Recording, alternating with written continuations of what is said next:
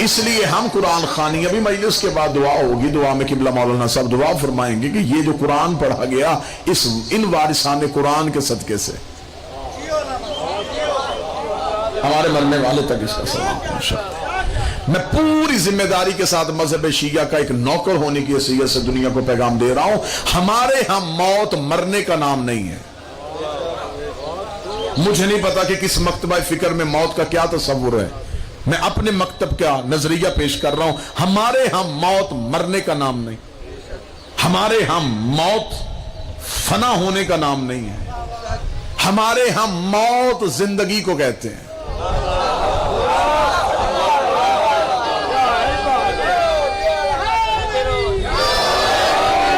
बल्कि मैं हशमत किबला से दाद लेना चाहूंगा कि हम तो जीते ही मरने के लिए, हम तो जी इसलिए रहे हैं कि कम मर जाएं। अब ये किबला तशरीफ फरमाएं, ये तसव्वुर, ये मकतब का बनाया हुआ कानून हमारा नहीं, हमारे इमाम सरकार सादिकुल इतरत जिस शहंशाह की फिका पे हम अमल करते हैं, सरकार सादिक से जाबर बिन हयान जैसे शख्स ने पूछा, उसने कहा मौला मौत क्या है? इमाम मुस्कुरा पड़े। जाबिर ने फिर कहा मौला मैं पूछ रहा हूं मौत क्या है? इमाम ने फरमाया अगर तू मौत का मानी हमसे सुनेगा तो शायद तू घबरा जाए। उसने कहा नहीं मालिक, मैं आप ही से सुनना चाहता हूं कि मौत क्या है। शिया सुन्नी तमाम अहबाब को फिक्र, इमाम की जुबान से मौत पढ़ने लगा। उसने कहा मौला मौत क्या है? इमाम मुस्कुरा के फरमाते हैं जिसे तुम जिंदगी समझते हो उसे हम मौत कहते हैं, जिसे तुम मौत कहते हो उसे हम जिंदगी कहते हैं। इमाम ने जुमले कह दिए, जाबर की आंखें फटी की फटी रह गई। उसका मौत जिंदगी कैसे हो गई, जिंदगी मौत कैसे हो गई? इमाम ने कहा जाबिर तू बता, जब तू दुनिया में आया तूने पहला काम क्या किया? जाबिर ने कहा मौला सिर्फ मैंने नहीं, जो भी आता है वो रोता है। बच्चा जब दुनिया में आता है तो पहला काम क्या करता है? रोता है। ये तो आप सब है, आपको पता है। बच्चा ना रोए तो डॉक्टर भी परेशान, घर वाले भी परेशान। बच्चा नहीं रोया, बच्चा नहीं रोया, बच्चा नहीं रोया, हर एक चेहरे पे अफसुर्दगी। किस बात पे अफसुर्दगी है? बच्चा आया है, रोया नहीं, उसे हिलाया भी जाता है, उसे मारा भी जाता है। थोड़ी देर बाद बच्चा रो पड़े, घर वाले भी खुश, डॉक्टर भी खुश। बच्चा रो पड़ा, बच्चा रो पड़ा। अब डॉक्टरों से पूछो कि इसके रोने से आप खुश क्यों हुए? उन्होंने कहा इसलिए कि अब रो पड़ा है, अब हमें पता चल गया है कि ये जिंदा है। इसलिए कि रोना जिंदगी की अलामत है, रोना जहालत की अलामत नहीं है। बच्चा दुनिया में आता है तो रोता है। जाबिर बिन हयान ने कहा मालिक बच्चा जब भी दुनिया में आता है तो रोता है। इमाम ने फरमाया जाबिर तू मुझे बता रोने की वजह क्या है? जाबिर ने कहा मालिक शऊर तो काम नहीं कर रहा था, मुझे क्या पता कि हम क्यों रोए थे। इमाम ने फरमाया हम तुम्हें बताते हैं कि इंसान दुनिया में आकर रोता क्यों है। इमाम मौत बयान कर रहे थे। इमाम ने कहा बच्चा दुनिया में आते इसलिए रोता है, वो रहता है शिकमे मादर में, वो रहता है मां के पेट में, वो समझता है कुल कायनात यही है, कुल दुनिया यही है। जब वो उधर से इधर मुंतकिल होता है तो वो घबरा के रोना शुरू कर देता है। वो समझता है मैं मर रहा हूं, वो नए माहौल में आ रहा होता है, वो नई दुनिया में आ रहा होता है। वो घबराना शुरू कर देता है कि शायद मैं मर रहा हूं। यही घबराहट उसे रोने पे मजबूर करती है। इमाम ने फरमाया जाबर जैसे इस दुनिया के सामने शिकमे मादर की हैसियत है, वैसे ही उस कायनात के सामने इस दुनिया की हैसियत है। जब तुम इधर से उधर जाते हो तो इधर वाले रो रहे होते हैं कि ये मर गया है, उधर वाले खुश हो रहे होते हैं कि अब जिंदा हो रहा है। यहां मौत मरने का नाम नहीं, मौत मुंतकिल होने का नाम।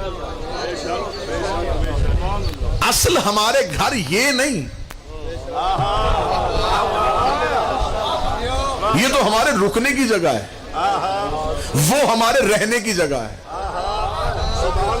मौला अमीर अल मोमिनीन फरमाते दुनिया में राई के दाने के बराबर भी जीनत होती। मैं अपने मुहिब्बों को इतना देता इनके घर की सीढ़ियां भी सोने की होती। लेकिन अली फरमाते हैं इस दुनिया में जीनत है ही नहीं। प्लेटफॉर्म पे खड़े हुए किसी मुसाफिर के हाथ में सामान देखो, वो उतना ही लेके आता है जितने दिन उसने रुकना होता है। इसलिए अमीर अल मोमिनीन फरमाते हैं कि दुनिया में उतना इकट्ठा करो जितना तुम्हें यहां रहना है। हमारे यहां मौत बड़ी खूबसूरत है। मेरे अहले सुन्नत भाई आप तशरीफ फरमाए, आप हमारा दुख बांटने के लिए आए हैं। हमारे यहां मौत बड़ी खूबसूरत है। हम मौत से भागते नहीं, हमारा मरने को जी चाहता है। हमारे बस में हो हम अभी मर जाएं, इसलिए कि हम जी ही मौत के लिए रहे हैं। इसलिए कि जब हम मर जाते हैं तो फिर ہمارے لیے موت اتنی خوبصورت ہے. میں نے اکثر قبلہ قریشی صاحب تشریف فرمائے ہیں کہ موت کے ٹاپک پہ لوگوں کو خاموش دیکھا ہے، اس لیے کہ موت انسان کو کانپنے میں مجبور کر دیتی ہے. کوئی انسان مرنا چاہتا نہیں. میں چاہتا ہوں کہ اتنی بہترین موت پر ہو کہ آپ یہیں بیٹھ کے دعا کریں کہ کاش ہم مر جائیں. موت کا تصور پڑھنے لگا. مولا سے آگے ایک شخص نے پوچھا مولا موت کیا ہے؟ امام نے فرمایا اتنا سخت مرحلہ ہے جیسے ریشم کا کپڑا خاردار جھاڑی پہ رکھ کے کھینچو. جو حالت اس کپڑے کی ہوتی ہے وہ انسان کی ہوتی ہے. اس کا بدن کانپا. امام نے فرمایا کام کیوں گیا؟ اس کا مولا اتنی سخت موت تو پھر آپ کی محبت کا فائدہ. امام نے فرمایا تو نے انسان کی موت پوچھی ہے، مومن کی موت نہیں پوچھی. تو نے یہ پوچھا ہے کہ انسان کیسے مرتا ہے، ہم سے یہ پوچھ کہ مومن کیسے مرتا ہے. مولا آپ ہمیں بتائیں کہ مومن کیسے مرتا ہے. امام نے فرمایا پھر سن، جب ملک الموت روح قبض کرنے کے لیے آتا ہے تو وہ ہمارے جد علی سے اجازت لیتا ہے. اس لیے تو ہمارا شیعوں کا عقیدہ ہے کہ مرنے کے وقت قبر پہ سرحان کرسی امیر المومنین کی ہوتی. قبلہ زیدی صاحب کہا کرتے تھے یہ جملہ مولویوں کی سمجھ میں نہیں آئے گا تو پٹواریوں سے پوچھ لینا، اس لیے کہ انتقال تب تک ہوتا ہی نہیں جب تک مالک قریب نہ ہو.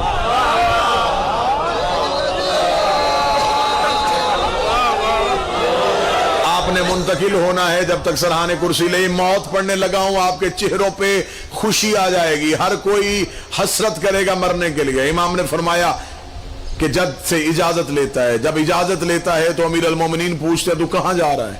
حشمت بھائی تو ملک الموت کہتا ہے کہ میں آج آپ کے شیعہ کی روح قبض کرنے کے لیے جا رہا ہوں، آج آپ کے محب کی روح قبض کرنے کے لیے، آج آپ سے محبت کرنے والے کی روح قبض کرنے کے لیے جا رہا ہوں. امیر المومنین علی بن ابی طالب فرماتے ہیں پھر اپنا شکل تبدیل کر، ایک وجیح ترین نوجوان کی شکل میں آ، خلت فاخرہ پہن، عدن کی خوشبو لگا، ایسے جا جیسے کوئی بڑا بڑے سے ملنے کے لیے جاتا ہے. اور جب ملک الموت اس مومن کے قریب آتا ہے، میرے سامنے جتنے بیٹھے ہوئے کوئی گھر ایسا نہیں ہے جہاں سے ملک الموت گزرا نہ ہو، کوئی صحن ایسا نہیں ہے جہاں سے ملک الموت نے گزر نہ کیا ہو. لہٰذا ہر گھر نے موت دیکھی ہے تو آپ یقین کے ساتھ میری بات کی تائید فرمائیں گے. امام فرماتے جب ملک الموت آتا ہے تو پھر ہمارے مومن کے سرحانے کی طرف نہیں، پائنتی کی طرف کھڑا ہو جاتا ہے، اس کے قدموں کی طرف کھڑا ہو جاتا ہے. جب قدموں کی طرف کھڑا ہوتا ہے تو وہ مرد مومن اپنے پاؤں کی طرف دیکھتا ہے تو ملک الموت اپنے پروں کو اس کے پاؤں کے تلووں سے مس کرتا ہے. جیسے وہ پاؤں کے تلووں سے مس کرتا ہے تو وہ جو ہی اپنے قدموں کی طرف دیکھتا ہے تو ملک الموت اسے آسمان کی طرف دیکھنے کا اشارہ کرتا ہے.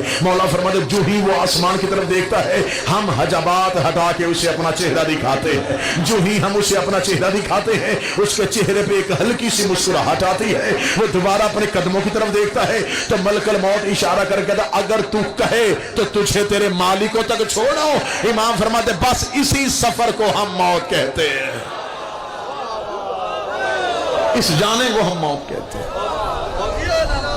ہمارے ہم موت فنا ہونے کا نام نہیں، ہمارے ہم موت بقا کا نام ہے. 10 محرم 61 ہجری سے پہلے زندگی کا فلسفہ یہ تھا کہ جو زندہ ہو وہ جیتا ہے. 10 محرم 61 ہجری کے بعد قانون بدل گئے. امام نے فرما دیا کہ کچھ ایسے بھی زندہ ہوتے ہیں جو زندہ ہو کے بھی مردہ ہوتے ہیں، اور کچھ ایسے بھی ہوتے ہیں جو مر کے بھی زندہ ہوتے ہیں. یہی تو وجہ تھی، ادھر 9 لاکھ تھے ادھر 72 تھے. وہ زندگی سے محبت کر رہے تھے، یہ موت سے محبت کر رہے تھے. وہ جینا چاہتے تھے، یہ مرنا چاہتے تھے. انہیں منتیں کر کر کے بلایا جا رہا تھا، انہیں چراغ بجھا بجھا کے اٹھایا جا رہا. وہاں زندگی سے محبت تھی، یہاں موت سے محبت. ہمارے ہاں موت انتہائی خوبصورت ہے. اس لیے خدا نے قرآن میں کہا، جو میں نے آپ کے سامنے اللہ کے قرآن سے آیت پڑھی، کوئی مالک نہیں ہے شفاعت کا سوائے اس من کے جس نے اللہ سے وعدہ لیا ہوا ہے.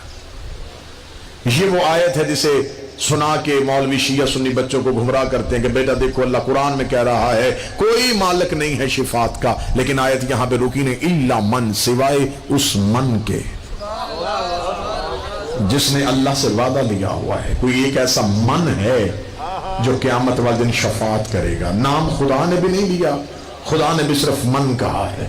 میں نے کہا میرے مالک ہمیں بتا دے یہ من ہے کون جو قیامت والے دن شفاعت کرے گا. میں قرآن کی کچہری میں حاضر ہوا، میں نے قرآن کے سامنے ہاتھ جوڑے، میں نے کہا تو بتا دے یہ من کون ہے. ایک آیت نے سر اٹھایا، اسے کہا وَمِنَ النَّاسِ مَن يَشْرِي. इंसानों में एक ऐसा मन भी है जो सो के खुदा की मर्जियां खरीद लेता है। मैंने कहा कुरान अभी तक समझ में नहीं आया। फिर दूसरी आयत बोल पड़ी, उसने कहा मेरे पास एक ऐसा मन है जिसके पास किताब का पूरा इल्म है। मैंने कहा अभी भी मन समझ में नहीं आया। तीसरी आयत ने सर उठा लिया, उसने कहा एक ऐसा मन भी है जो खुदा को कर्जे देता है। मैंने कहा अभी तक मन समझ में नहीं आया। मैं कुरान की आयतों में मन टटोल रहा था या कुरान मुझे लेके गदीर के चौक में पहुंच गया जहां पलानों के मिंबर पे नबी अली का हाथ पकड़ कह रहे मन कुंत मौला। ये है वो मन जो क़यामत वाले दिन शफाअत करेगा।